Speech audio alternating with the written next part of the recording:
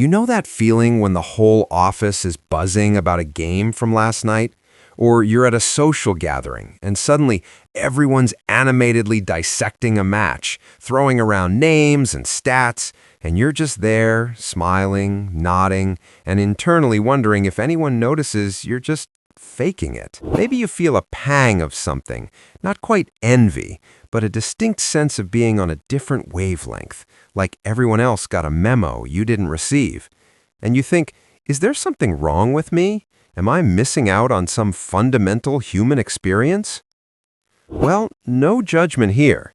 I spend my time reading these papers so you don't have to feel alone in those moments. And what I've found? You're not broken. You're not missing a crucial social chip. Your psychology isn't playing checkers. It's playing chess while everyone else is content with a quick round of tic-tac-toe. You're simply wired a little differently. And honestly, that can be a profound advantage. It's a deeply fascinating psychological phenomenon, and it touches on everything from identity to neurochemistry. Let's break this down. There's the whole idea of social identity theory. Think about it. For millions, sports aren't just a game, they're a tribe. Psychologist Henri Tajfel first laid this out, showing how we define ourselves partly by the groups we belong to. When your team wins, you win. It's an easy, ready-made identity, a giant imagined community where you automatically share a common enemy and common heroes. You see people wearing team jerseys and instantly recognize us versus them. But if you're not into sports, you probably don't feel that pull to define yourself through these broad collective narratives. You're more likely building your identity through personalized passions, niche interests, maybe even competitive butter sculpting, who knows? You don't need the collective narcissism that comes from a team's victory to feel good about yourself. Your tribes might be smaller, more curated, perhaps even tribes with better merchandise, but they're deeply meaningful to you. This brings us to a concept called burgeoning. No, not the sound you make when you're surprised. It stands for basking in reflected glory. Robert Cialdini, a social psychologist, observed back in 1976 that students were far more likely to wear their university's apparel after a football win than after a loss. When their team won, they'd say, "We won." When their team lost, it was "they lost." This isn't just vanity, it's a profound psychological mechanism where people boost their self-esteem through the successes of their chosen group. And its opposite, corfing, cutting off reflected failure, is when they distance themselves from the defeat. Now, for you, the non-sports enthusiast, this mechanism just doesn't fire. When you hear about a team winning, you might acknowledge it intellectually, but you don't feel that sudden rush, that inexplicable swell of pride in your chest. There's no sudden tightening, no stomach drop of collective joy or despair. That's because your self-esteem isn't tethered to external events you have no control over.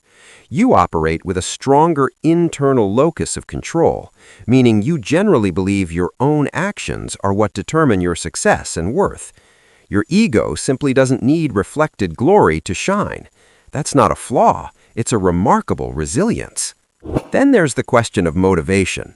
Daniel Wann, a leading researcher in fan psychology, identified different types of motivation for viewing sports.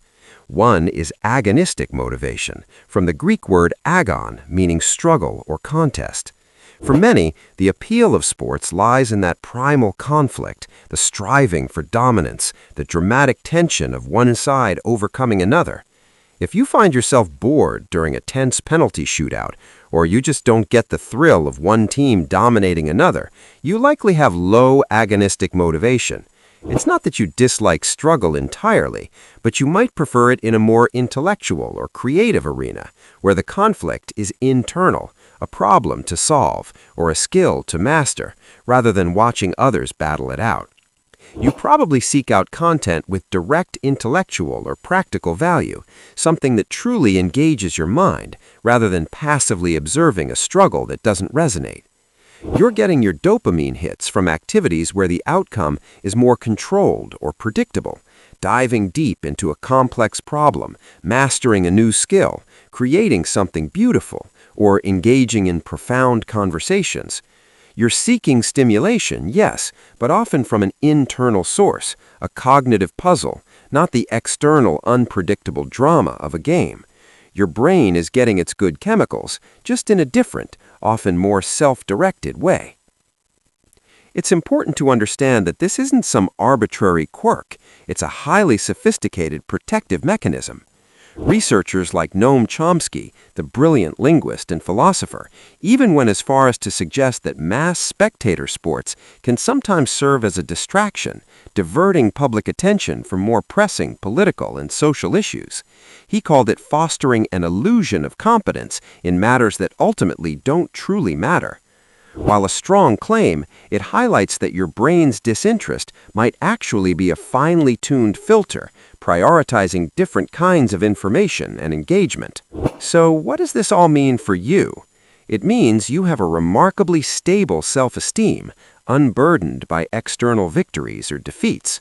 You're adept at building alternative tribes, connecting with people on deeper levels based on shared values and intellectual pursuits, rather than arbitrary geographical loyalties to a team. You save cognitive and emotional energy that others might spend on high-stakes passive observation. Instead, you can channel that resource into what's called deep work, intense, focused activity that builds real skills and creates genuine value. Think of it as having a little cognitive blanket fort for your brain, where you can focus without the constant external noise. Of course, it's not all sunshine and rainbows. Some psychologists point out that sports do act as a social lubricant. You might find yourself occasionally feeling alienated in social settings, where sports are the default conversation starter.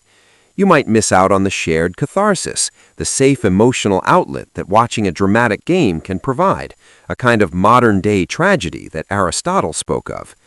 And yes, those bursts of stress can be good for your heart and emotional resilience. But here's the reframing. It's not that you're lacking these things. You're simply optimized to find them elsewhere. You build deeper, more meaningful social connections over shared intellectual curiosity. You find catharsis in art, music, or creative expression. You get your stress from challenging yourself, from learning, from engaging with the world actively rather than passively. In a way, you're just built for depth in a world that's often obsessed with noise. You're not ignoring the game. You're playing a different, often more intricate one entirely. And that, my friend, is a true psychological superpower. What kind of different game do you find yourself playing? Let us know in the comments below. And if you enjoyed peeling back the layers of your own brilliant mind, hit that subscribe button and join our community of deep thinkers. See you in the next analysis.